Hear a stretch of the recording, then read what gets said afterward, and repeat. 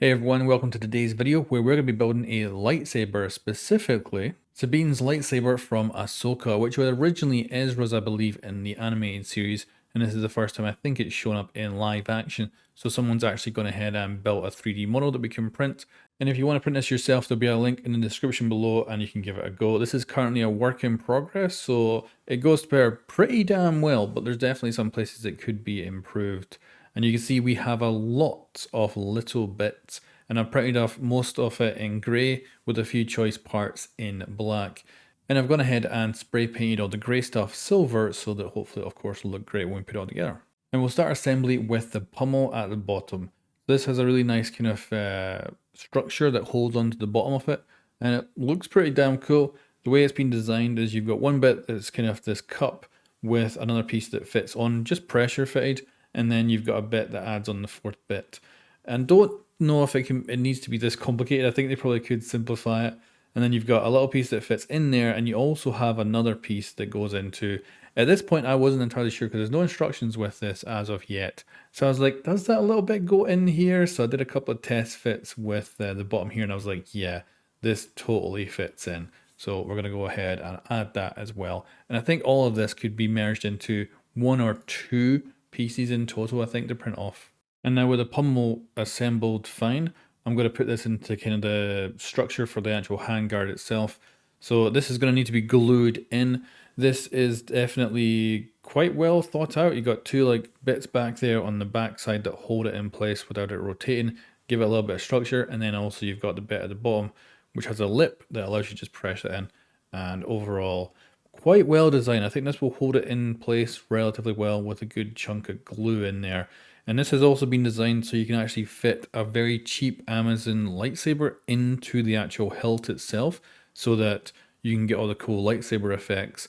And that's a pretty neat way of thinking of it. Now, I don't know if that means he's oversized the whole thing because it's a very big lightsaber, but I don't know if that's the case or if he's done it with the exact size from the show, because in the show, I did check the reference. She is holding it with like two hands, and there's a big gap in the middle where her hands don't meet each other. So this thing is a big ass lightsaber. It's chunky for sure. And then the next thing I do is just pressure it in there so that hopefully the glue will solidify nice and solid and won't be coming out anytime soon. So on to the next part, which is going to be basically, I think this would be the emitter. So at first I was like, how does this all go together? Again, no instructions, had to look at the reference photos to get an idea. So we've got this part that actually goes upside down on the top, and it just sits on the very top. It doesn't go down the shaft at all. And we've then got the gold part, which goes on here, which definitely adds to the kind of lightsabery look. And this is where tolerances in this model are not perfect on just a few bits, like literally maybe a couple of pieces. This one's a touch too tight overall. I'd print this maybe 1% or 2% bigger. And the other bit is on the switch. I did a little reprint of that at a different size. The rest of it actually went together without any issues. So for tolerance wise, most of it is bang on. And the reality here is I glued this down, but considering how much pressure I had to put on to get it into place, I did not actually need to glue this at all. It would have been in there solid. And I ended up leaving some of that gold paint on the edge as well. And that is our emitter done. So that'll go just underneath the kind of bit that would hold the initial part of the blade as it comes out. And that is the next part we're going to do, which is just two simple pieces. We've got this, we're going to put some glue on it. And this just fits simply into the housing at the top, and done with that too.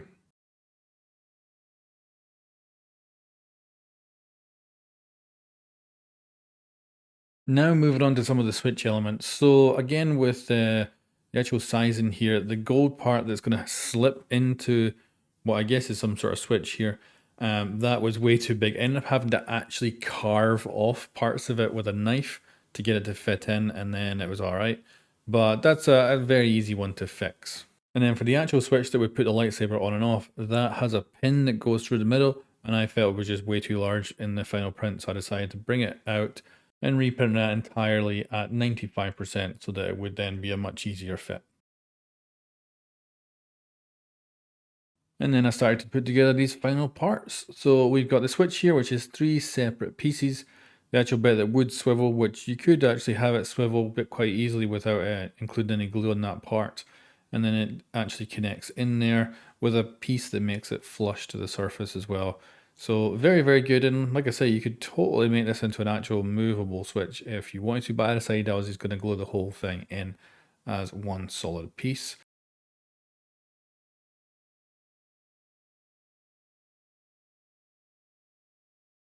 And it sure as hell will not be coming back out for sure. And I think it looks really, really good. This should be red in color, but I don't have that for filament or paint, so we're going to have to go with silver for the red parts, but I think we can get away with that.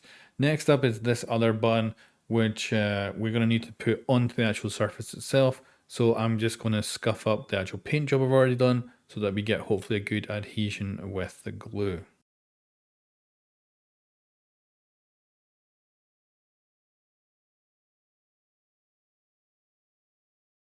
And then when fitting it, it's all about getting it as straight as possible because this, of course, on a cylinder, it's going to be obvious if it's squint at all, and there's no way I'm getting this off once the glue dries.